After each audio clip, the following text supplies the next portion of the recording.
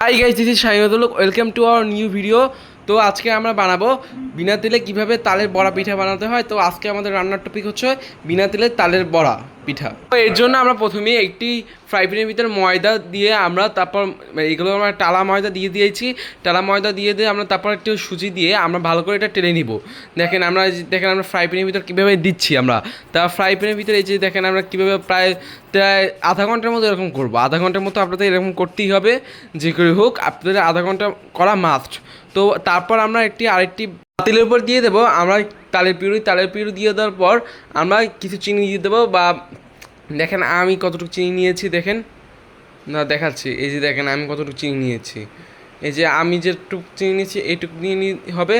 তারপর 2 টুকরো আমরা এলাচ দিয়ে দেবো। এলাচ দেওয়া কিন্তু মাস্ট, নাহলে কিন্তু ভালো হবে না।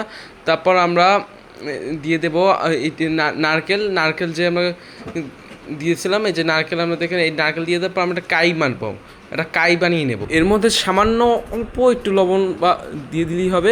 আজকের ভিডিওতে আমাদের একটু সমস্যা হচ্ছে যে আজকে আমাদের বাসার পাশে কুকুরটা একটু ঘেউ ঘেউ করছে, এই জন্য আজকে আমাদের একটু ভিডিও ভয়েস দিতে একটু কষ্ট হচ্ছে। আপনারা কেউ কিছু মনে করবেন না, আপনারা একটু বানিয়ে নিন প্লিজ।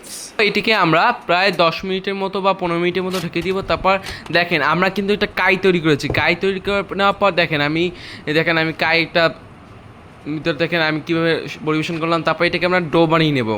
একটা গোল এখন ভালো করে কিন্তু মাছতে হবে, না বাঁধলে কিন্তু হবে না, ভালো করে মাছতে হবে। কিন্তু দেখেন আমি কীভাবে সুন্দর করে মাছছি, এটা আমি না, আমার মা। তো তারপর আমি এই যে দেখেন আমি কী সুন্দর একটা ডো বানিয়ে নিয়েছি। এই ডো বানিয়ে নেওয়ার পর আমরা এই যে দেখেন আমি এই চামচ দিয়ে একটু ঘি মাখিয়ে দেবো। এই যে দেখেন আমার হাতে ঘি, এই যে ঘি, এটা আমার মার হাতের ঘি।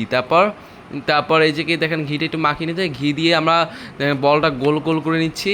এই যেরকম কয়েকটা গোল করে দেখেন আমি কতগুলো গোল বানিয়েছি। এরকম আপনারা কিন্তু আরও বেশি গোল বানাবেন, তাইলে কিন্তু আরও মজা হবে খেতে। তারপর আমরা এই যে গোলগুলো দেখেন আমি এইটার ভিতর দিয়ে দেবো। তারপর এই যে দেখেন আমি সিদ্ধ করে নেব প্রায় আধা ঘন্টার মতো সিদ্ধ করলেই হয়ে যাবে। আধা ঘন্টার মতো সিদ্ধ করার পর দেখেন আমি উঠিয়ে নিয়েছি। তারপর এই যে আমাদের প্রায় কিন্তু হয়েই গেছে আমাদের বিনা তেলের তালের বড়ার পিঠা এরকম হয়ে গেছে। আর আপনারা কিন্তু বাসায় অবশ্যই ট্রাই করবেন।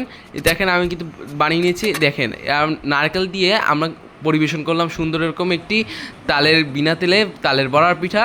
তো এরকম আরও ভিডিও পেতে আমাদের চ্যানেলটাকে অবশ্যই লাইক অ্যান্ড সাবস্ক্রাইব করে পাশে থাকবেন, এবং দেখা হবে পরবর্তী আরও অনেক অসাধারণ রান্নায়। ধন্যবাদ, বিদায়।